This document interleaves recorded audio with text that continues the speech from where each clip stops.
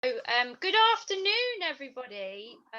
My name's Emma Roodhouse, and I'm going to be hosting today. And I'm one of the coordinators of the Landscape Research Group, along with Helen Record, who's there. And Helen's handling the sort of letting people in and the technical requirements, and Jenny Gashke, who's joining us a little bit later from Bristol Museums. And really, I thought it might be useful just to give a bit of information on the British Art Network and what we do as the Landscape Research Group, because I'm aware that lots of people are perhaps coming from different areas. So the British Art Network is really about promoting curatorial research and interest in British art, and it's a wonderful network that runs different events, and it's about sharing expertise and getting people talking about various aspects of British art. So there are lots of other research groups, and I'll send a email after this, which will, if you want to join up and you aren't a member, then you can join up. So, and the Landscape Research Group, which is part of it, focuses, obviously the name is in there, the clue is landscape art. And this year we have three main focuses, which is this first one on mapping, and then we'll be following up, Helen's organising a session around well-being and landscape art, and then we've got a final session on climate crisis and landscape art. But in between that, we also hope to have kind of informal sessions where people can talk about ideas and research and exhibitions that they've got coming up. And again, if you're not a sort of member signed up, let me know and I can get your name on our list as well. So what I really want to do is sort of kickstart the session for this afternoon, and we'll have two speakers and then a chance for questions after their two talks, and also a little bit of a break. I appreciate people don't have to have their cameras on. You can turn them off. So if you just want to not have that kind of screen, just turn it off. Please put your mute on for now, and then put questions in the chat box ready for Q&As.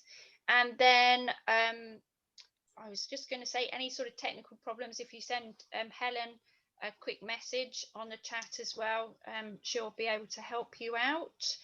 And I'll start by introducing Nick, who's the map librarian for the Bodleian Library, and has got extensive experience and skills in everything to do with maps, having been the librarian there since 1992, but also recently co-curated an exhibition, Talking Maps, with Jerry Broughton, and that really inspired my interest in mapping, and thinking about this for a session for our landscape research group.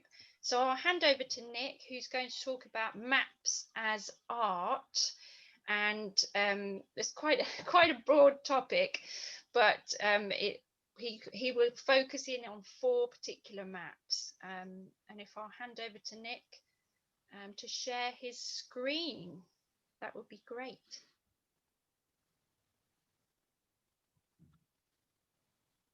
Thank you, Emma. And we'll just... Okay, thanks ever so much to the British Art Network for inviting me along here. Jerry and I would have loved to have done a double act, but Jerry unfortunately was unavailable today. So Talking Maps and the exhibition is sort of still with us in spirit, but we've moved on from that. And as you'll see, the title of this talk is Maps as Art, and I've expanded it a little. So centuries of reimagining the British landscape. Now, this is such a broad subject, and I've spent a long time thinking what we're going to include in this, because there is so much to choose from. And as Emma mentioned, I've decided to narrow it down to just 4 maps. So we'll use 4 maps to guide us through this centuries of imagining the British landscape. 4 very different artistic approaches that we're going to go for. So there'll be a Tudor tapestry, something I've called Regency realism, and then we'll move into the 21st century with a bit of collage and also some watercolours. So there's hopefully a bit of something for everybody.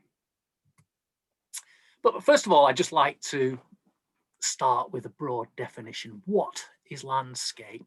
Now, if we use the noun, it's a picture representing natural inland scenery as distinguished from a sea picture, a portrait, etc. Or if we go for a verb, to represent as a landscape, to picture, or to depict. So we need to bear these in mind when we start looking at our 4 maps. So without further ado, we're going to begin with a tapestry. And the map I've chosen is the Sheldon Tapestry map of Worcestershire, which dates from around about 1590. The map maker or artist I've put in square brackets because we're not really sure, somebody by the name of Richard Hicks. We know that Richard Hicks was involved in the production of this tapestry, but we don't really know in what context, probably some sort of a project manager. So what are we talking about? Now, that is the Sheldon Tapestry map of Worcestershire. What you don't get from that image is an idea of the size. It's about 6 meters across and about 4 meters high. So it's big. It's a seriously big thing. Now you can see there's bits missing from it. It's 1590 is a long time ago. Tapestries can get vulnerable. And this has been a recently restored tapestry. You may not think it is looking at it, but it's one of a set of 4. And there were tapestries made for Worcestershire, Warwickshire, Gloucestershire and Oxfordshire, all to be hung at a place called Weston House, which is in South Warwickshire near a village called Long Compton between Chipping Norton and Stratford-on-Avon. And they were commissioned by a chap called Ralph Sheldon in around about 1590. So what you have to bear in mind is that in 1590, to have a tapestry of a map was pretty much unheard of. Probably still is, actually. But a tapestry of a map, what was the idea behind it? When you think of the cartographic background in 1590, this is the only map in existence which could have inspired the tapestry. I don't know whether you can see the cursor moving around, but this is Christopher Saxton's map of Worcestershire. Saxton was given permission by the Crown to travel the length and breadth of the land to map the counties of England and Wales. And between 1574 and 1579, he produced what is effectively the first national atlas of anywhere in the world. So here we see his map of Worcestershire. I've put in a couple of extra bits. Here's the title, cartouche from the top right. This bit here has just been enlarged, 1577. And I've also taken an extract from the bottom right, down here, the southeast part of the map. You can see centered on Evesham. And what I want you to do is look at how the landscape has been depicted. We have blue rivers, nothing unusual there. These red settlements centered on Evesham. And you can see the Cotswolds, or part of the Cotswolds, these rounded hills, look like big mole hills, don't they? The background colour is representative of different counties. So this buff colour is Worcestershire, the green is Gloucestershire. And you can see down here, there's a detached part of Worcestershire, else a small part of Worcestershire hanging around elsewhere. Now, given that we're in the zoom era, I decided we'd go for a zoom-like image. So bear with me on this one. These are the 4 tapestries. They're all in different states of repair. You see Worcestershire, Warwickshire, Gloucestershire and Oxfordshire. Imagine what these would have looked like in Weston House, a riot of colour for any visitor. The visitors probably wouldn't have known what a map was, and they'd have looked at this, but they'd have seen this vivid, vibrant landscape. Now, we can try to put these 4 tapestries together, but it just doesn't work. Both Warwickshire and Gloucestershire have east at the top. Worcestershire and Oxfordshire have north at the top, so you can't get them to join. One of the key things, though, is the Western House, which on the Worcestershire tapestry, which we're focusing on, is around about here. Western House would have appeared on all 4 tapestries. So Sheldon would have appeared to be at the centre of the world. Everybody walking past, there is Western House at the centre of the world, and let's see what it looked like. There it is. You can see Western in the middle here. There it is, a wonderful 3D representation of all the towns and villages in this part of the country. And just to give you, again, a flavour for the landscape, we can see woodland. We can see these rounded hills, all the villages. And we've even got the rollright stones. So anyone who's familiar with the rollright stones, they don't look anything like that, but they're a little stone circle right up on the ridge overlooking Warwickshire and Oxfordshire on the county border, and the different coloured backgrounds, as I've stressed earlier, represent different counties. So this is Warwickshire, the pinks are Worcestershire, a bit of Oxfordshire here, and the greens are Gloucestershire. It's a gorgeous thing to look at, a really fantastic representation of the landscape. So that's my first map. Next up is a plan of the parish of Hawkhurst in Kent. This is an estate map which belongs in the collection of Christ Church in Oxford. And to see this thing in the flesh is a thing of pure joy and beauty. It's a wonderful thing. Made in 1818 by Frederick Young. And I know that David Fletcher is in the audience. David did write a book on Christ Church's maps, and I want to quote from David. He described this as a masterpiece of cartographic art, which also serves as a practical role as a graphic inventory of land use. So let's have a look. This image doesn't do it any justice, but that's the whole map. I want to zoom in so we can see a bit more. First of all, there's the title, Plan of the Parish of Hawkhurst in the County of Kent, 1818. We have a scale bar, all very arty, but let's have a look at the landscape. This is fantastic. This is the top northwest part of the map. You can see the woodland. Look at the detail in those trees. There's sunlight pouring through. We've even got shadow here. You can see the shade of the trees filtering out onto the neighbouring land. We also have fields. Each field is numbered. So this map, this gorgeous work of art, has a practical purpose. The numbers on the fields are essential to the land management of the Hawkhurst estate. So it's a property record commissioned by Christ Church. Let's have a look at a bit more. Just look at those colours. It's a stunning thing. And I think you'll agree that it very much looks like you would expect the landscape to look. Just look at those colours. The only thing is the numbers on it, which you wouldn't see normally. Let's have a look at some more, because I get quite excited about this. We've got some buildings, coloured pink. It's just the vivid colour, this naturalistic style. More of the shadows. We've got some ponds. There's a nice little pond up here, another pond there. I'm going to carry on showing maps because I just love this map. It's as if we were looking at this map in a low-flying aircraft. You can see the landscape. It's exactly what it looks like. These are all orchards, which you see down here. These regularly placed symbols that you see. So again, a very different artistic look at the landscape. So we've looked at a tapestry. We've looked at this manuscript estate map. I'm now going to go on to something completely different, which is a collage, 21st century collage by an artist called Layla Curtis. And this work dates from 2013. It's called The Thames, from London Bridge, Arizona to Sheerness, Canada. Now, I don't know if any of you are familiar with Layla's work. We had one of her maps in our Talking Maps exhibition, which was her title, Newcastle Gateshead, which I think is an absolutely wonderful thing.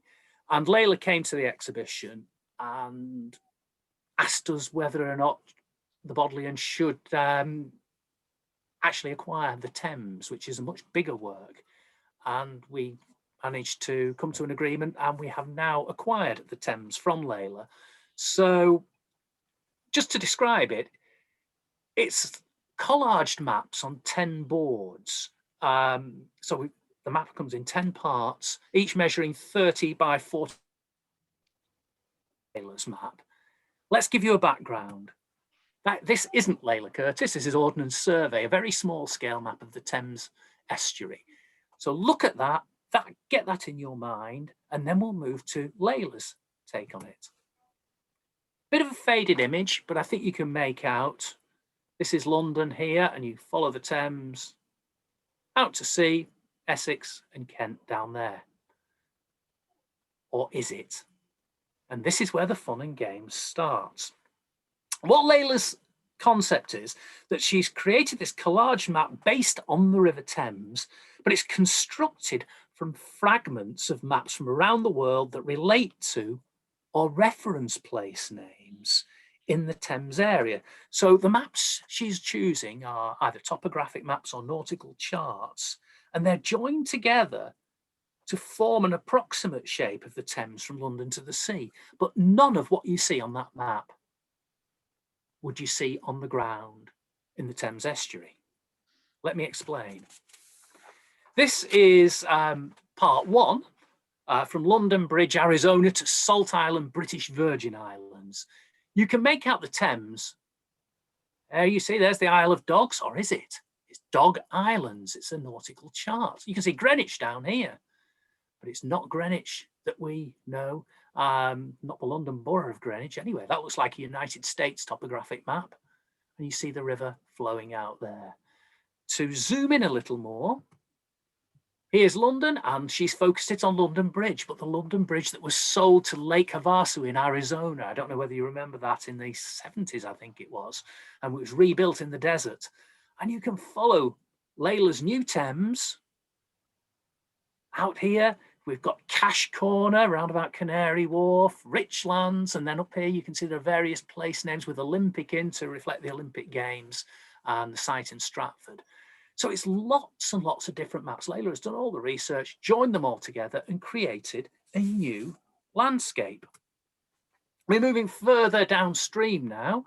For those of you with sharp eyes, you'll see this is the island of Kalimantan between Malaysia and Indonesia. And there is Sulawesi. And this is the Wallace line dotted through there. Now, the Wallace line represents some huge biological diversity. East and west of that line, things change in terms of fauna and flora enormously. Wallace lived, I think, somewhere around in the sort of Thurrock area, but Layla has reimposed this on the site of the Dartford crossing, which I think is absolute genius. To reimagine that, here you see we have a Port Wallace, and I'll move on to the next section, which is a section I love. Here you see an extract from a European road atlas, but this is exactly on the site of Ebbsfleet International Railway Station. So she's reimposed a completely alien landscape onto what should be North Kent. And we see lots of references to clay, granite, limestone. There are lots of quarries around here in reality. The railway line should come in through here off to Ebbsfleet International Station. It's a very, very clever conceit, I think. And you can just keep on looking and keep on looking, because everything tells a story. Everything that she's added to the map is positioned very precisely and has a message. So definitely worth seeing. Layla has a 1999 work called United Kingdom, currently on show in the Tate. And just to give you a bit of flavour, I've superimposed an Ordnance Survey Land Ranger map of the area around about Ebbsfleet and Grays and the Thames crossing at Dartford Bridge there. And you can see she's pretty much replicated the course of the river superbly. And have a look at the place names, because they just continue to give and to entertain. So my final map is a watercolour. It's called Brexitland 2019. It's by an artist called Stephen Walter. And we acquired this map at the Bodleian during our Talking Maps exhibition. It's a lovely story. One of the maps in the exhibition was due to be transferred to another exhibition in Singapore. And so we needed to replace it. We were going to put it up a facsimile. And Stephen approached us completely out of the blue saying, you've got this map, would we be interested? And it was exactly the same size and it was perfect in terms of timing. So let's have a look. There is Brexit Land 2019. It's a great big thing. It's actually on 4 big boards about that size. You can see it quartered. It's gouache ink and graphite overpainted on a specially commissioned map showing electoral districts. As Stephen says, laboriously hand painted with watercolours. It took him 4 months to do, but the story is that he looked at the Brexit referendum in 2016 and everywhere that voted to remain in Europe was flooded. So Scotland is pretty much gone. London disappeared. A lot of the main urban centres gone. Let's zoom in a bit. Stephen's take is that this work takes on a quasi-scientific nature, mirroring the presentation of scientific rigour with the politically absurd, which was caused by the Brexit impasse. So it's a large wall map of the united, or the disunited, divided United Kingdom, obsessed with Brexit. Now, what you need to know is all these red areas, say around Boston and the Wash, these were the areas which voted very heavily to leave. I think Boston was the highest leave count, something like 75.6%. You can see some blues there in South Manchester. That's been inundated. So they wanted to stay in Europe. But look carefully. Look at all the place names. Stephen has messed around with the place names. He's changed them. He's tried to give them a Brexit flavour. So here you have the South Holland district in Lincolnshire is now out Holland. Silly names of, I'm trying to know why no Derbyshire. It's a very negative portrayal of a lot of the countryside. So he's messed around with place names. Here we've got Breckland is now Brexit Land down there in southwest Norfolk. He's had fun doing this. And to quote from Stephen, he said, having intensively followed the arguments and researched the subject and its statistics, I felt I had to make a work about it, even though striking a balance between my own opinions and a more objective view would be difficult. He's right. Look at this. Fantastic stuff. And we'll just move on to see another example. There is London, inundated. We head up through St Albans and north and out towards Oxford, all completely inundated. But look around here, Thurrock and Gravesend, desperate to leave Europe. And if we move across, look at Ireland, Northern Ireland. I was amazed when I saw this. The bits by the coast are very much, or ever so slightly, they're not that red, voted to leave. But look at all this area by the border, desperate to remain. It's a fascinating interpretation. The more you look at it, the more you get out of it. And likewise, the place names, some terrific stuff down there. So, in conclusion, what are we looking at? And I think we're looking at 2 very different things here. The first 2 maps which I showed you, the tapestry and the Hawkhurst state map, I think are artistic interpretations of the landscape, whereas the 2 21st century artworks really are the landscape interpreted as art. So it's not what you'll see on the ground, but it is using landscape as a way of communicating that information. So in conclusion, what is landscape? I think with the tapestry, we're looking at a visual construct. We're reinterpreting the lie of the land graphically in a very stylized form. So it looks a bit like the landscape and the things are just roughly in the right place. It's a great depiction of the landscape. It's imaginative, it's creative. Hawkhurst, similar thing, reinterpreting the lie of the land graphically. And it almost looks like a landscape painting. It's a gorgeous looking thing, but very, very true to how the lie of the land is on the ground. And then the last 2 are more of an intellectual construct, so superimposing one landscape on another. How do we interpret what we see? That's the Thames. And then simply reimagining the landscape as art in the form of Brexit land. What we don't see on that map is the landscape in terms of fields and rivers particularly, but they are there. The rivers are there, the hills are there if you look carefully. So I think that's about my time up. That's all I have to say on the subject. I look forward to hearing your questions later on in the session, but thank you for your time. Stop sharing. Thank you very much, Nick. That was great. If you sort of mull your questions over, because we've got another talk now, and then you'll have a chance in the little break time to ask Nick. I'm sure there's lots. So I'd like to hand over to Alison from the University of York. And Alison is a senior lecturer in the Department of English and Centre for 18th Century Studies. And Alison has published widely on topics to do with the construction of Westminster Bridge and also walking in early 19th century London. And we'll be looking more at sort of guidebooks and sort of future ruins in London. So I'll hand over to Alison, who can share her screen. Thank you very much.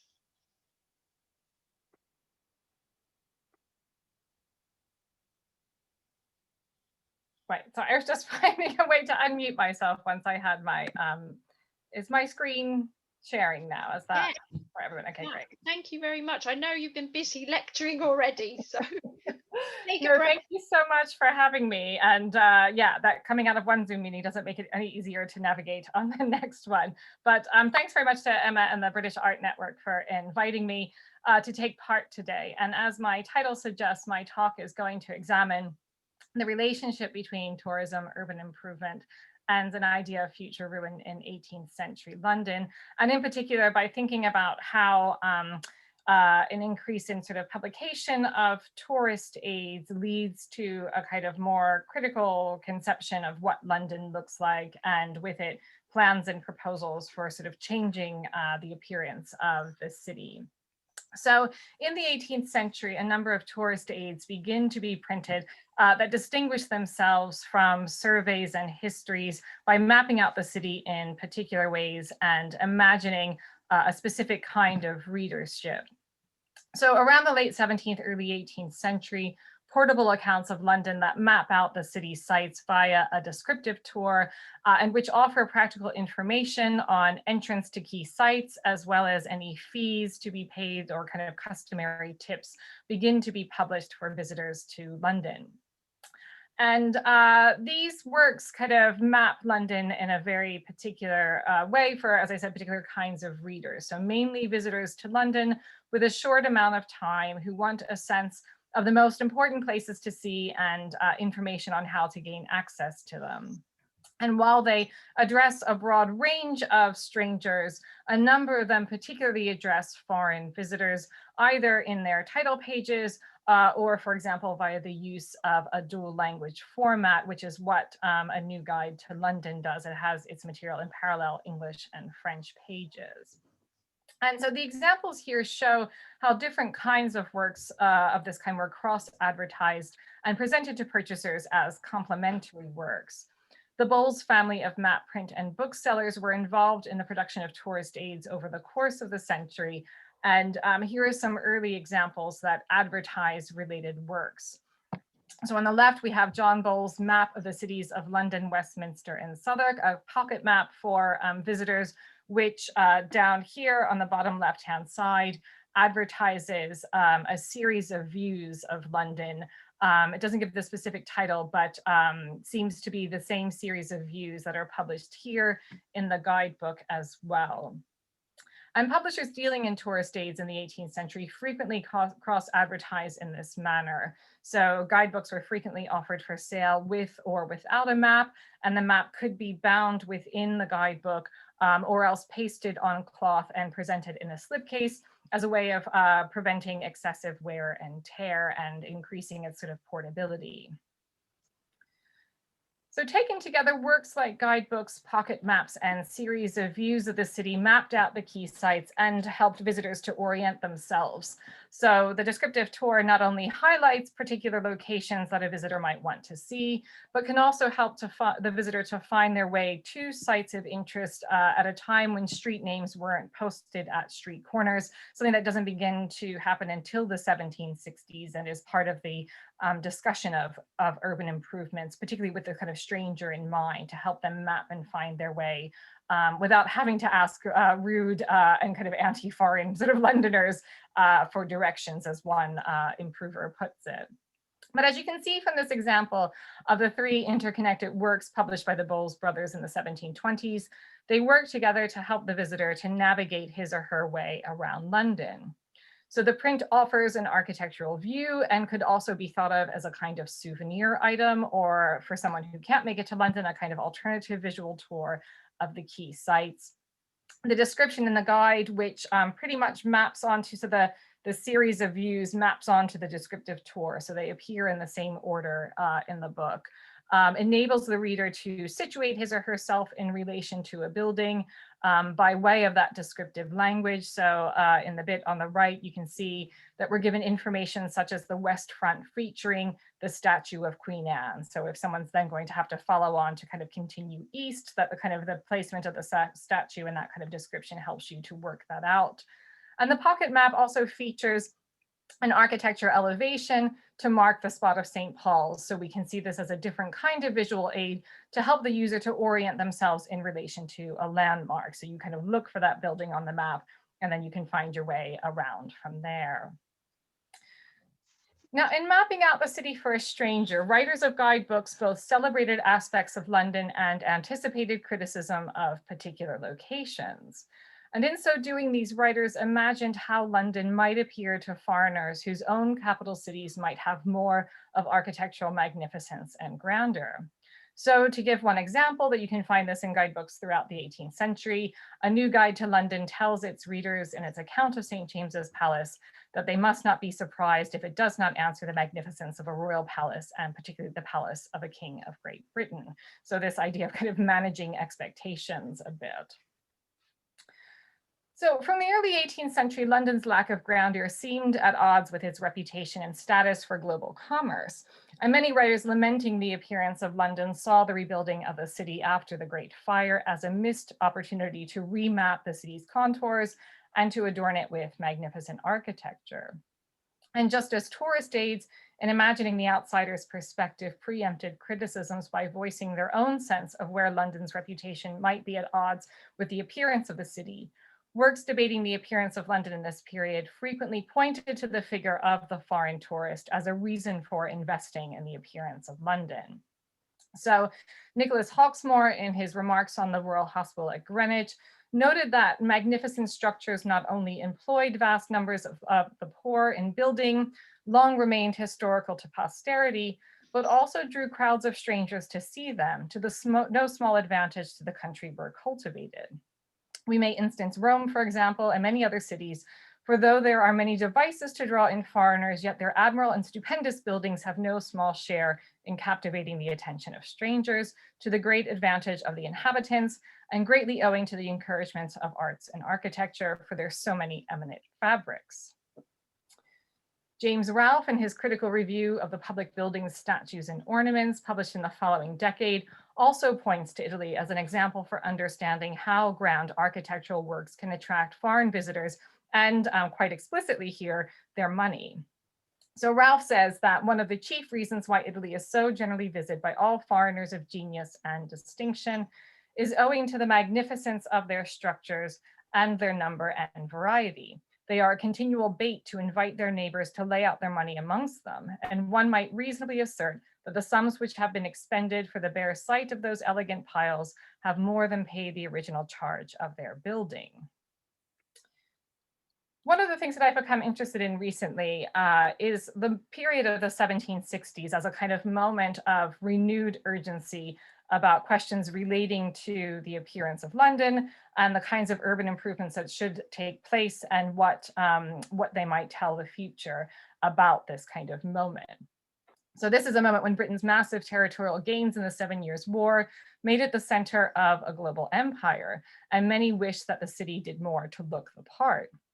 In articulating these concerns, men like John Gwynne, an architect who also campaigned for the establishment of the Royal Academy and was one of its founding members when it opened in this decade, pointed to the possibility of tourists now and in the future, even when nothing but the ruins of the present would remain. And like Ralph, he also makes a case for the financial benefits of tourism. So Gwynne argues that we all know that the chief sources of wealth to many fallen states are the remains of their ancient magnificence, and the constant confluence of foreigners to those places supply the deficiencies of manufacture and commerce. The sums expended by foreigners may be considered as a laudable tax on their curiosity, whose ideas, being excited by fame, can never be satisfied but by ocular demonstration. And had we more ample means of gratifying that thirst after novelty and amusement, numbers would continually flock over to our nation as we continually do to theirs. So there's an increasing kind of sense that tourism is profitable, both for kind of, businessmen. So the Bowles family kind of publishes tourist aids throughout the 18th century, that they kind of corner the market in a way for these kinds of works, but also at a kind of national level in terms of creating jobs, but also creating a range of visitors who will come to London and spend their money. For Gwynne and others, this moment when Britain appeared to have reached the apex of its powers needed to be commemorated and memorialized for future generations. Yet while the country seemed to have proved itself in terms of commerce and martial power, it appeared to be lagging behind in the arts. So Gwynne's twin ventures in this decade, the publication of London and Westminster Improved, and his campaigning for the founding of the Royal Academy, are closely connected. So a powerful empire needs artists to celebrate its achievement, to capture this moment of glory in a way that will enable future generations to contemplate it. Now, in thinking about the relationship between improvement and future decline, and about shaping the kind of landscape of the city in a way that kind of marks a particular historical moment and how that moment might be interpreted in the future, I want to look briefly at two visual presentations of new buildings in the 18th century and how that sense of future ruin plays into these visual accounts. So this is Robert Milne's, the architect Robert Milne's image of Blackfriars Bridge under construction, as engraved by the Italian artist Giovanni Battista Piranesi. In this image, the spectacle of incompleteness introduces a double meaning. The wooden support frames used in the construction of the arches, one of which is tiled and one of which is yet to be so, clearly gesture to the act of construction as process, as do the workmen operating pulleys at the top of each arch. While various features make clear that the bridge is going up rather than falling into disrepair, the partial columns of varying height rising from the platforms, you can see them here and here as well, rising from the platforms near the bridge's base, invoke the kind of classical ruins that feature in Piranesi's views of Rome. Milne's view brings past and present into dialogue in a manner that implies what future ruin might look like, at the same time that, in echoing the architectural forms of ancient Rome, it announces mid-18th century Britain as the inheritor of the classical past. And this sense of, Gwynne makes a similar argument that we are now what the Romans were of old, so that we need this kind of architectural shaping of the city so that it can sort of last the test of time, even as sort of ruins. So this idea of kind of, we are inheritors of the classical past, and we now have to kind of undertake this construction of a sort of monumental landscape of sorts to sort of, to be evidence of this moment in the future. This is also kind of, visible a bit in Joseph Michael Ganzi's bird's eye view of the Bank of England, which similarly gestures towards what future ruin might look like. When I was looking this up on the Soane Museum's website, I noticed that they emphasize that this is not an image of the Bank of England in ruins, that many people talk about it in this way, but that neither Soane nor Gandhi had ever imagined it as or presented it as a meditation on the bank in ruins, and that instead it's more accurately a cutaway showing the kind of architectural details inside the building.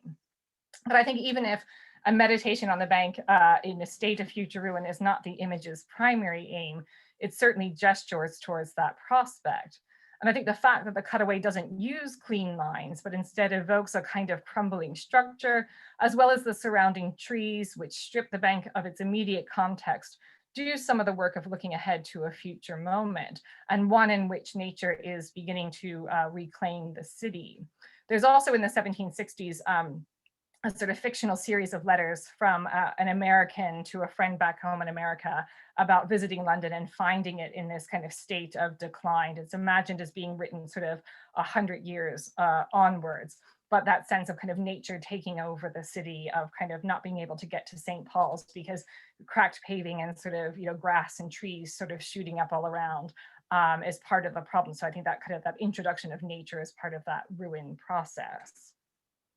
And just by way of ending, I wanted to touch very briefly, a kind of quick glance at Gustav Doré's New Zealander of 1872, which is a meditation on Thomas Babington Macaulay's invocation in 1840 of the figure of a New Zealander who, quote, shall in the midst of a vast solitude take his stand on a broken arch of London Bridge to sketch the ruins of St. Paul's. Babington and Doré's New Zealanders are perhaps the most famous meditations on the connections between the foreign visitor, urban improvements as signaled by the astonishing cluster of buildings in Doré's image, and future ruin. But as I hope to have suggested, these connections have a much longer history that can be traced through the emergence of tourist aids and plans for and complaints about the appearance of London over the course of the 18th century. Thank you. Thank you, Alison. That was great. Thank you very much. I'm going to open it out to questions. So feel free to do our talks already. So thank you all. And I'll hand on to Lisa Temple-Cox, artist extraordinaire, to help out in a crisis. Whose work encompasses, well, all sorts of exploration of human anatomy, natural sciences, yeah, all sorts of things. And Lisa will be talking about a cartography of corpses, which is like one of my favourite titles. It's my personal dark tourism. Yeah, so I'll hand over to Lisa. And it will be the same as before. We'll have 2 talks and then a chance for questions at the end. Thank you, Emma. And thank you for inviting me. It's really nice to be here. And before I start, I'll just make a point about the structure of the videos, the video slides. So at the bottom left, there'll be the title, the subject matter, and the map and cartographer, if I know it. And I'm just pointing this out because I won't necessarily refer to all this information in any of the slides. So it's just to give a bit of background. And I'd like to begin actually with a quick overview of the technique that I use in much of the work that I'm showing today. And it's a transfer process by which a printed image is glued face down onto a sheet of heavy watercolor paper. And I think my slides are changing automatically, so I might have to come out and just stop that. But you stick the printer face down and then wet the back, remove the paper, it's slowly rubbed off, and that just leaves the ink of the print. So even if you use the same image repeatedly, each transfer is sort of imperfect and individual, unlike the static fixed nature of the original image.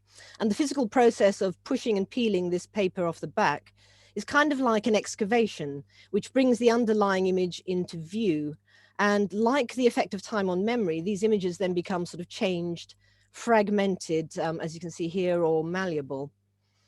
And while I've used this technique to create artworks in their own right, it's really come into its own when I've begun to use it as a ground for overdrawing. And I rarely reverse the original image so that when it's transferred, it's backwards. I'm really sorry, I'm just going to have to come out of this because it's moving on its own. Can anyone on the team just say how I can stop it doing that? I can share mine if you want me to. It'd be easy if I can do mine just so that I can... Lisa, it might be because you clicked onto slideshow. Yep. So what should I... Well, on my screen, Yeah. which I'm looking at yours, I think you've got slideshow at the top, and I think if you unclick that, then you'll have to manually move it.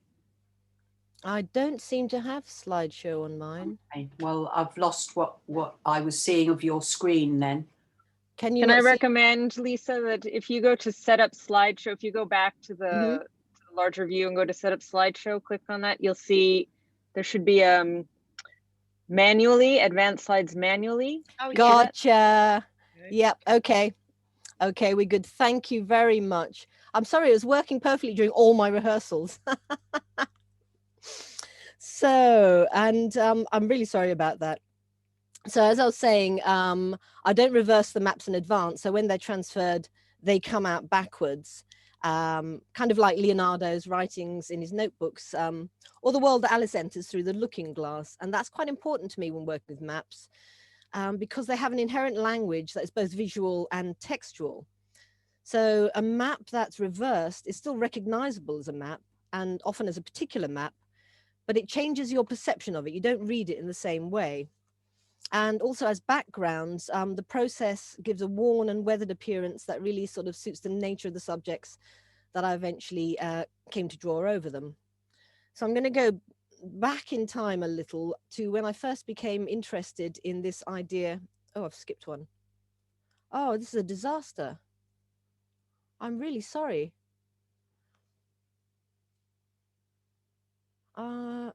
I should be on this one.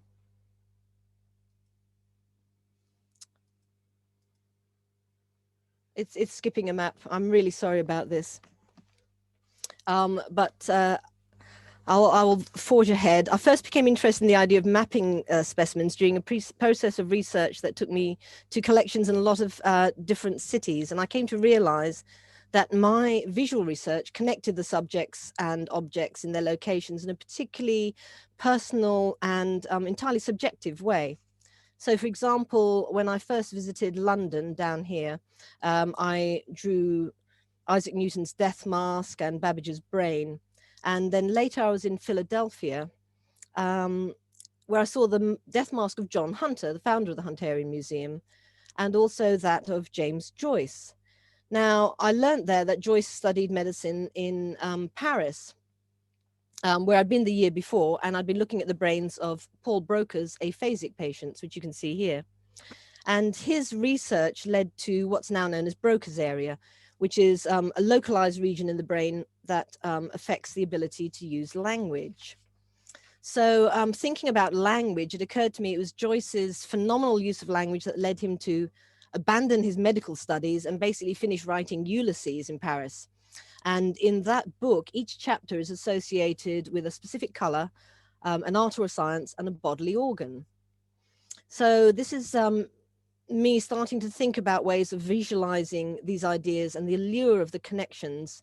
And I started wondering about how to imply this in my practice.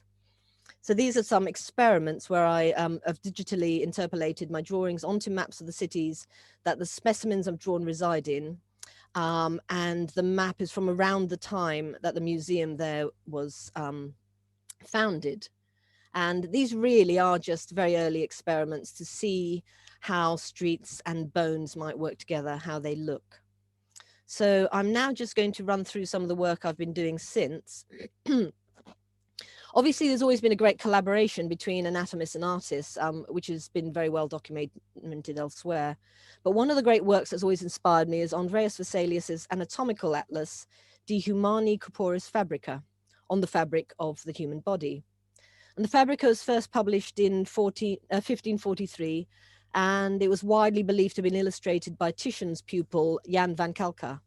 And it's notable for its accurate depictions of anatomy, based on direct observation of the dissection of the human body, rather than on animals, as had often been the case with earlier anatomists. And I've been experimenting with this tableau, and particularly the muscle figures, of which you can see two here, that are posed in this sort of active fashion, standing and displaying their musculature against this background of a rolling Renaissance landscape. And it's actually only been recognized since about 1903 that the landscapes of the 14 plates could be linked to form a panorama. and it's believed to depict the region outside of Padua where Vesalius was once the university's surgical lecturer. Now, I've been collaborating with an art historian, Dr. Glenn Harcourt, who's done quite a lot of work about Vesalius, and we've been toying with the notion of exploring the world of Vesalian anatomy through the eyes of a fictitious literary figure, the character of Alice in Wonderland, as illustrated by Tennille. And this is one of the test pieces we made, which features several layers of transfer and drawing over the background of a double cordiform projection by Gerardus Mercator from 1538, which is only a little bit before the publication of the Fabrica itself. And Mercator was actually a contemporary of Vesalius's and fellow Belgian. Eventually, we hope to develop a series of 10 double pages, each one featuring an historical map relating to a location in Vesalius's life, one of the muscle figures, and related text and imagery exploring the relevance and continuing influence of the Fabrica today. Now, while the cordiform or heart-shaped projection originated in Ptolemy's early works, the development of a heart-shaped map projection during the Renaissance era was sort of no accident, because it reflected the belief that the heart was the symbol of the world, and it was related to the concept of your inner emotions affecting the physical outer world. Now, in this particular piece, the heart that overlaps both these pages is actually taken from a much later work from Gray's Anatomy, drawn by Henry Van Dyke Carter in the 1850s. So at this time, I've been working with maps as grounds for both overdrawing and as part of installation. And here again, you see Mercator's double cordiform, over which I've drawn a copy of another of the woodcuts from the Fabrica, a dissection of the brain. And the hands here are casts of my own hands, and the threads they hold come up out of the hair painted on this unfortunate part dissected head, which sort of connects me both to the image and to the map that it occupies. And there is a lens in the center here focusing on the brain, because to me it suggests that this organ, rather than the heart, was the center of the known world at the time. And here's another similar work. In this case, the background is the Universalis Cosmographia of 1507, which was by a German cartographer, Martin Waldseemüller, whose map, incidentally, was the first to actually give a name to America. So the skeletal articulated foot is direct drawn. And again, on either side are casts of my own hands, which you can see here in the close-ups. On the left, a hand holding a pencil, and on the right, a gloved hand holding a scalpel. Not a surgical scalpel, incidentally, but an artist's scalpel. And here, I like the way that the physical shadow of the scalpel matches the drawn shadow of the heel, where it kind of blurs the bounds between an illustration of an image and the physical embodiment of something. And this work, if you look at it here with the corners cut off, was originally made to fit on a hospital trolley, which formed part of an installation seen here in the delightful darkness of the Undercroft in Norwich. And I took the title of this installation from Waldseemüller, but it also references the Cosmographia by Sebastian Münster from 1544. And his maps include Europe anthropomorphized as a queen, with her body made up of all the different countries of Europe. So this plays with the notion of the body either in parts or whole as a microcosm of the world, and also as the self as a fractured, anatomized, and subject to the medical gaze. Now, while I still select maps for their visual impact, I've been thinking more about the information that they embody and what this means for the specimens that I draw over them. I still choose old maps of the cities the museums are in, but not necessarily from the year that they were founded. Anatomical objects and specimens actually travel around between collections. So I've been moving away from the idea of connecting similar specimens in different cities, as I began with, and looking more at embedding objects from different places into the collections that they now reside. And this particular image was drawn during my first visit to the Anatomy Museum of the University of Edinburgh.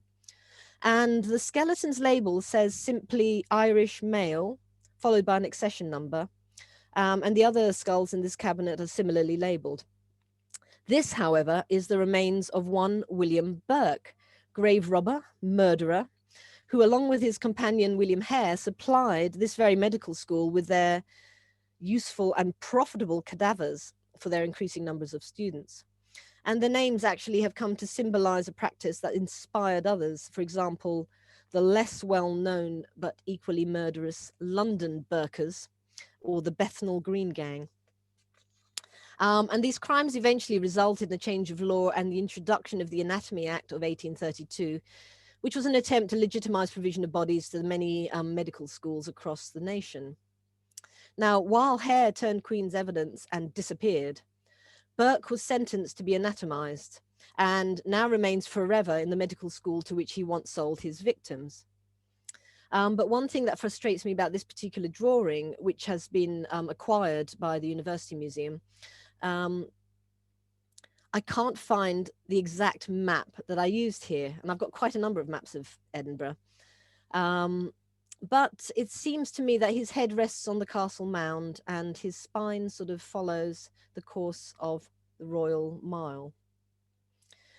Now, it's been important to me that I work in situ in the museum, and this has become more important than the age of the cartographer of the maps I use. And usually I'll paste up a number of maps of the place where I'm going to in advance, so I can then select the best one that suits the subjects I want to draw when I see it. And sometimes this isn't a particular city, it could be a county or a state, as with this image on the left. And I found the topography of Oregon here a really interesting counterpoint to the sketch of a Beauchene skull preparation in the anatomy lab at Oregon State University. A Beauchene is an exploded skull mount. And on the right is a study of a skull with Gorlin-Galt syndrome, also in Edinburgh from Surgeons Hall Museum. And I think that both these sort of mountainous topographies and the really grid-like streets act as quite a sort of compelling textures. And what's really enjoyable here is trying to tease out the drawing of the skull from this field of pattern and color. And I just want to look at another two. Just before lockdown last March, I was working in the Mutter Museum in Philadelphia. And these two studies are from a series of skulls in the Hertel collection. The Mutter acquired this collection of 139 human skulls from Viennese anatomist Joseph Hertel in 1874. And Hertel's aim in collecting and studying them was to show the variation in cranial anatomy in the Caucasian population of Europe, which was an attempt to counter the pseudoscience of phrenology, which believed that the shape of your skull evidenced intelligence, criminality, or other personality traits. And they're all inscribed with information about the person's age, place of origin, and manner of death. And in these two, on the left here, you can see Veronica Huber. She was 18 years old, from Salzburg, and she was executed for the murder of her own child. On the left is Isidore Kostial, 46. He's a Pole from Galicia, and he died of phlebitis following a complicated fracture of the femur. Now, this is, it's incredible and actually quite unusual to have so much personal information on public display. And this work is kind of feeding into a part of my practice, which is drawing skulls as portraits in their own right, as they are now, mute and unchanging. Whether it's a Pole from Galicia now in Philadelphia, or an unnamed Roman girl in a box on a shelf in Ipswich Museum stores. But the subject I was really interested in the Mutter was this one I've drawn repeatedly on a previous visit. It's a human head in a spirit jar, tucked away on a shelf down in the wet room in the cold store where specimens not on display are kept. And I think you can see why I find it so compelling. The sagittal cut is clean and neat, but in contrast, the eye is quite crudely enucleated. What's hard to see in this image is the scattering of whiteheads on his cheek and the little tufts of stubble on his weak chin. And these small features of individuality are really very deeply affecting, as is the fact that he's plainly, despite the bleaching caused by the preserving fluid, he's plainly African-American. And what we're looking at here is the visual distortion caused by the heavy glass of the squared jar that he's in, viewed from the front right corner. And in this sort of liminal space, you can simultaneously see both sides of him, the inner and outer worlds. the brain, upper spinal cord, tongue and sinus cavities sort of blur into his face and head, which is veined by the post roads marked on the map beneath. Now, in a museum that is full of disturbing and in some cases self-donated bodies, there is a poignancy and powerlessness to this half head which really never wanes. And I can see why he's not on public display, but I'm really looking forward to finding out more about him in the future. And I'd like to sort of finish this presentation on a new work, which for once isn't drawn over a map. And it also breaks my own rule about working from situ, from life in situ. But this piece isn't really part of my mapping canon. It's from a series painted from photographs during the last few months. So a COVID canon, or a lockdown canon, if you like. And I was painting this at the same time as I was writing this talk, not with any intent to actually include it, but I finished both at the same time, and it kind of seemed apt to consider it in the light of the cordiform projection I discussed earlier by Ptolemy. He proposed a geocentric model of the known universe with Earth at its center, as the heart was considered the center of the body. And I think that it could be construed a landscape.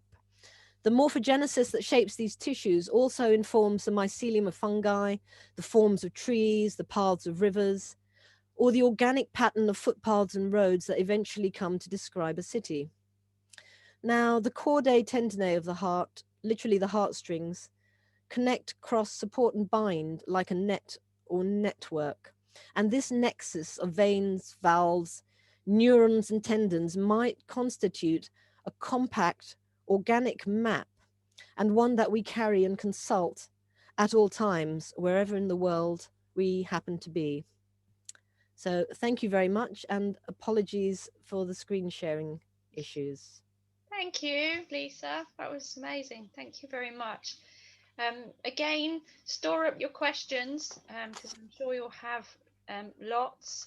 And I'll hand over to our next speaker, Garrett Carr, who's a lecturer at Queen's University in creative writing.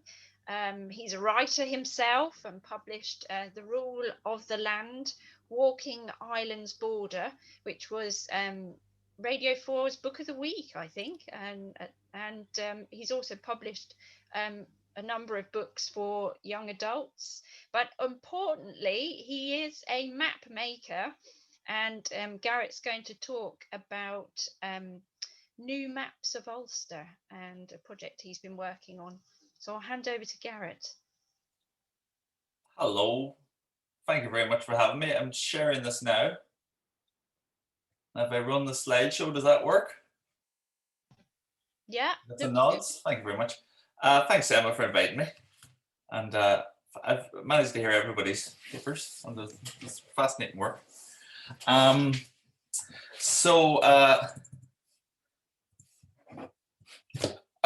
was thinking about what to talk about today. I'd be delighted to join if you'll have me, but I'm not a member of the British Art Network.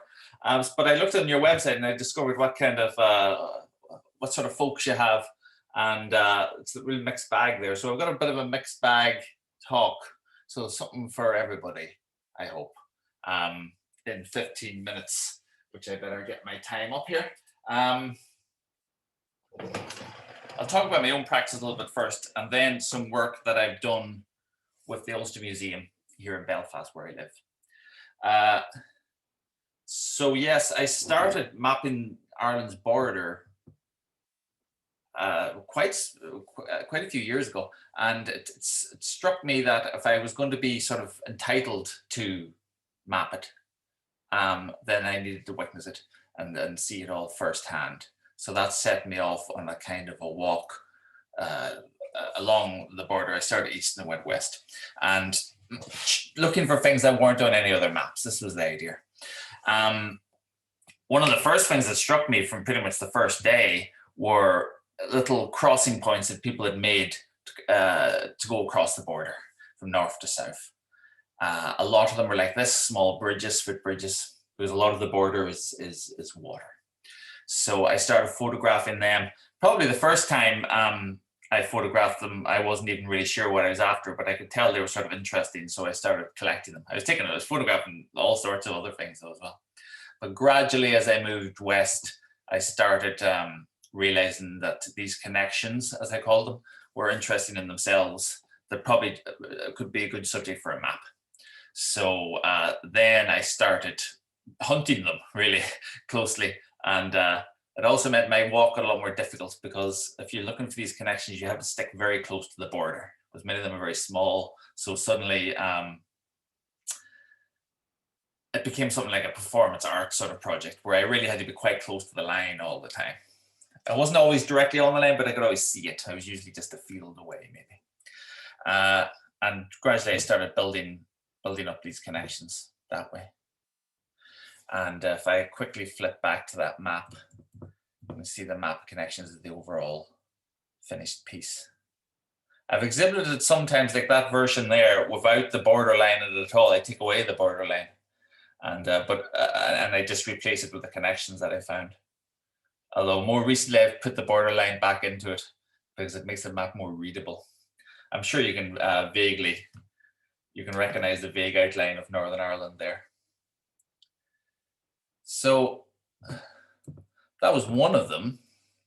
It was on these, before I started the journey though, I knew I was going to have to face up to the Borders Association with the Troubles and with violence. And before I even started, I thought I was going to start charting structures of the defensive architecture. So I came up with a set of symbols for those, and I charted the location of various castles and forts, and also more recent structures, military structures from the Troubles period, which are gone, in fact. So I had to get the coordinates of those through Freedom of Information requests and various other means, local knowledge as well. Although actually, maybe you can tell from that slide, as I was doing the walk, you started wondering what exactly the architecture of power was, and some things maybe didn't seem so, weren't strictly speaking defensive structures, but they still seem to deserve a place. So like a lighthouse, for example, seems like a kind of a statement about our ability to wrangle nature and to make the world a more safer place for us. So as I moved along, I really found it was very hard to know where to stop, and I'm still not certain where to stop. But these are some of the things that I charted for the most recent version of the map.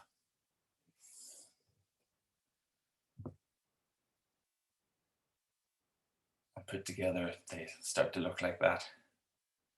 I wanted to, you can see on the top right as well, you can see just south of Caledon a banner symbol, which I started charting protests, which seemed like quite a good, like the Ordnance Survey, for example, charts the sites of battles, you know, famous battles over history, but you'll never get any record of, say, the miners' strike, something like that. So I thought maybe these things should deserve a place as well. So I started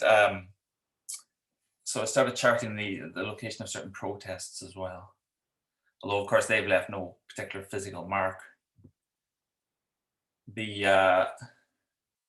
This map, which features the connections and some of the defensive architecture, went in the book that Emma mentioned there. It's called The Rule of the Land. And if you look up at the top right there, you can see we've got Against Hard Border as a protest. So the last edition of it came out. I was able to add that to the most recent edition of the book. And of course, those were against the imposition of a hard border after Brexit, which so far hasn't happened. So maybe there's a protest had some effect.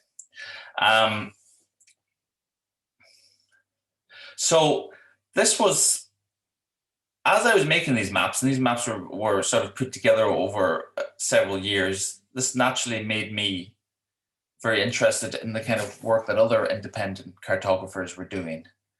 And this is where we get to the part for curators, because I had a go at being a curator. And I'm sorry for people who are trained professional curators. You probably think I'm a terrible amateur, but I felt I was. I felt I was getting into that space when I came up with this exhibition, Mapping Alternative Ulster. it took me a while to figure out that I was a curator. I just basically was seeing maps that I thought were important and had something to say. And in that as well, are often quite beautiful. And I thought, we need to put these in a room so people can see them. So, and I suppose that's the curatorial urge. So I went looking for all these map makers and across Northern Ireland. And as you can see, it's a map in the Ulster. So there's also a couple of counties in the south of Ireland as well included. Primarily, I was looking for maps that were going to contradict this kind of image. Here's a map that was published in the Irish Times 5 or 6 years ago about religious population, the religions of the population of Northern Ireland, distribution of faith in Northern Ireland. And it's such an unfortunate way to look at a place, rather staid, rather cliched, and inaccurate also, because the colors they're using are political colors, green and orange, have political import. And this presumption that a person's religion tells you how they vote has ceased to be true. So I thought that Northern Ireland was getting kind of mistreated by maps, and I wanted to find some alternative voices. However, the maps in the show are still political. That was sort of important. We saw earlier Stephen Walker's Brexit land, which I think is wonderful. But it strikes me he's sort of using maps. He's using the idea of a map to make a kind of a comment, whereas the maps I wanted were slightly, they actually are maps, you know. You could actually use them to find your way around the area that they cover, but they will draw your attention to different things. Like my own map showing you where significant protests occurred. They still chart things correctly, but they are concerned with different things. They have a different kind of grammar. And as you can see from that photo from the show, they're actually pretty traditional, you know, they're all in frames, they're all on the wall. They aren't maps as metaphor, and they aren't some sort of postmodern hijacking of cartography. They are actually people practicing cartography, to the extent that some of them didn't even realize that they were sort of producing art as well. I'll show you a few examples. This one, oh, that's not a very good quality slide. This was 1976 with John Carson, Belfast Friend map. So as you can see, he's got an ordinary Ordnance Survey map of Belfast. And then he went around and he photographed all his friends and he stuck their pictures on the map.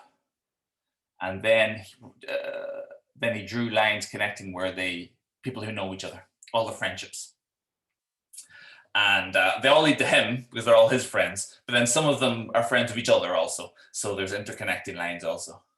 Very beautiful, simple idea. Seems to predict Facebook or something. But this is also 1976, which was one of the bloodiest years of the Troubles, especially in Belfast. So it was also about, tells a different story from the one that people would have seen in the news. It actually says something about how people are actually living, you know. So I thought that was beautiful. I wanted that one. On a similar front, I really love Benny Sweeney's Belfast Underground. This is a recent map, 2018, where he's imagined a Belfast sort of tube system. Belfast, as you may know, doesn't have one. It doesn't even have a very good bus system, frankly. So what he's done here is imagine an underground for Belfast, and he's connected up the city. Now, Benny here as well, he thought, it's kind of funny, this map's quite funny, and I think the artist himself was sort of content with that, but I think there's a real poignancy to it, because Belfast is actually still quite a broken up city. We still have peace walls, for example.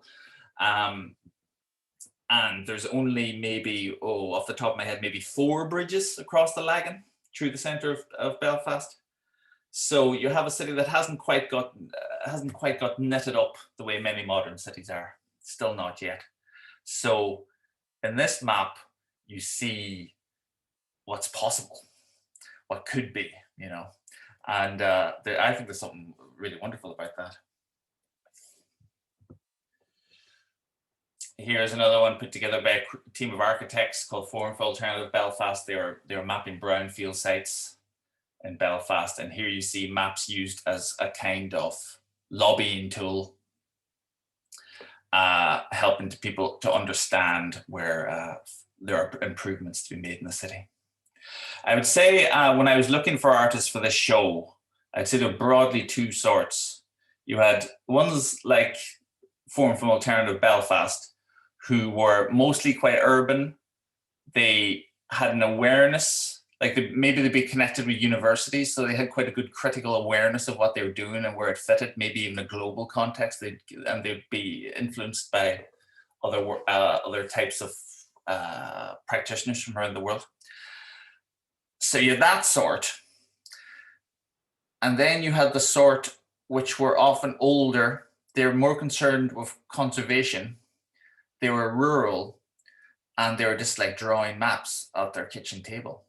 And they had no real sense of audience, really. They might just show the maps in the local library or something like this. And they were hard to find, very difficult to find.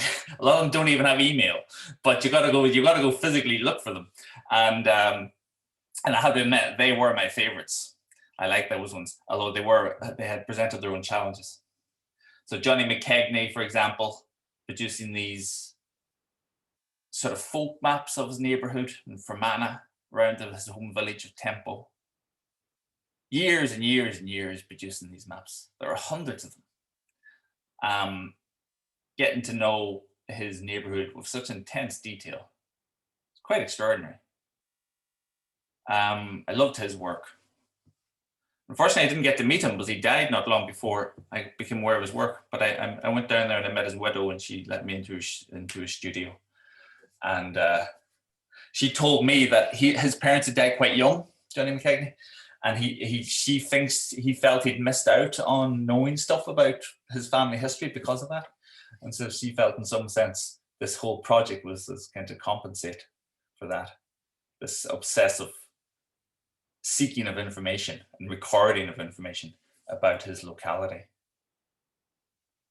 On a similar vein, we have, this is just a detail, map of Bunglass, which is West Coast, County Donegal, near where I'm from, actually.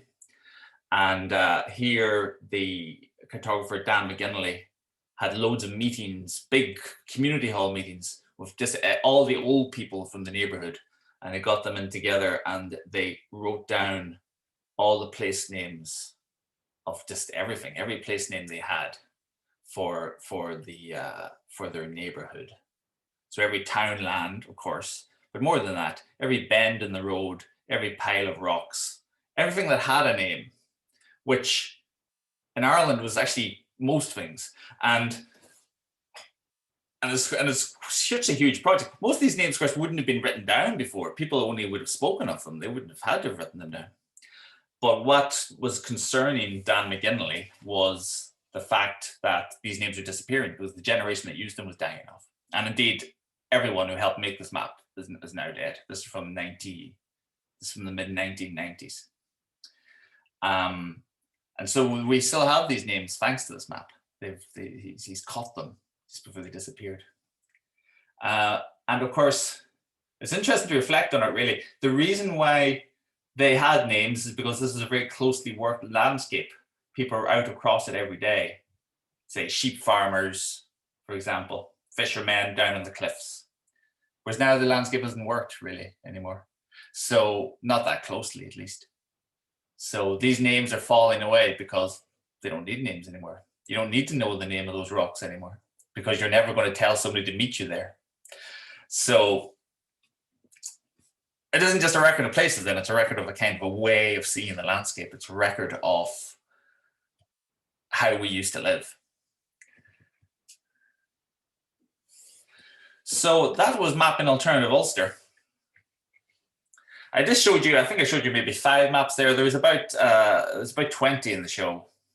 And I still pick them up whenever I can. I've got quite a big collection at this stage.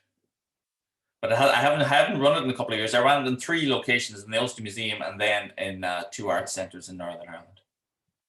It was probably through that then that these folks got to speaking to me. Making the Future, which is a public arts organization, and they asked me to do a project with them just recently. Something to do with maps, and it was very open what it was, but they had another artist, Lindsay McDougall, who wanted to work with dyeing threads and using stitching as a form of expression. So we came up with something. We came up with something to help us draw a project together. And we took this as a starting point, which is from the Ulster Museum's collection, which is a hand-stitched map from the early 19th century. And so I met this is all done online, of course. This was done in the Zoom meetings. And I showed them this map and several others. And we talked about the idea of stitching maps. And then they went off and did their work. It was quite a good project, I think, for times of COVID, because it was a solo operation, but yet it got people out into the landscape as well. They were all sent these kits. And most of the threads they were sent were white, because the first thing they had to do was dye their threads to make the colors they wanted to use, which is a wonderful thing if you're mapping your neighborhood and you actually get your raw materials from your neighborhood. So people went out and they found berries or grasses or other plants, and they got stewing them, and they made colors. There's about 25 people doing this, and we'd have these meetups online, and we had a kind of it's called Slack, which is sort of like WhatsApp, and they'd be sharing photographs and videos of one another and chatting about the work that they were doing. And gradually people started building up their selections of colors. And some of the work I thought was just beautiful. So here we got a woman who mapped the fields around where she lived and where her father just died, as she says there. And it ends up being a kind of a map and a portrait and something very visceral about it. Then this man, John Brennan, mapped Belfast, and he used the threads to draw out the forgotten rivers, because there's quite a few rivers under Belfast that have been covered over. And so he used his threads to follow the routes of these rivers that are underneath the city centre. So I was very impressed with the work. And like I said, I thought it was a good response to workshopping when you can't get everyone together in a workshop. That there was something about the fact that they had to go out and explore their neighborhoods. So they got them out into the world while at the same time acknowledging the fact that we couldn't operate it in the normal way. So I'm just aware of time. Oh, that's fine. So that's the last thing I got for you, really. I just got that we're making the future. We're just going to do this thing next. So I really enjoyed Alison's talk about ruins, because that's what they got me doing next. We're going to write about some ruins. And that's it, folks. That's what I'm doing. Thank you very much for listening. Thank you. Sorry, I overran, did I? Apologies. No, it's fine. I was just thank you very much for that. It was fascinating. And I'm just going to say, if people do need to depart for juggling with kids or whatever you've got going on, if you've still got questions, you can always email them to me and I can forward on to the speakers if you didn't get a chance to ask it now. But for those that are also happy to stay on for a little bit, then please do ask a question, or I know there's some already. Everybody's talk, and unless there's a burning question that people want to ask, I'd really like to thank all our speakers. I'd like to thank Nick and Alison and Lisa and Garrett for putting their time in, and just coming up with fantastic talks that have kept us all really interested. And also I'd like to thank Helen and Jenny for all their support and work on this session, and also the British Art Network and our funders, the Paul Mellon Centre for British Art. And if, as I said earlier, if people are interested in joining, I will send a follow-up email to everybody. So just to say, you know, these are my contact details, and then you can join the network if you'd like to. But yeah, I just want to say a final thank you to everybody, and go and get yourself a tipple of choice. You know, it's probably a bit early, but never mind. Well, thank you very much. I'll Thank keep you, Emma.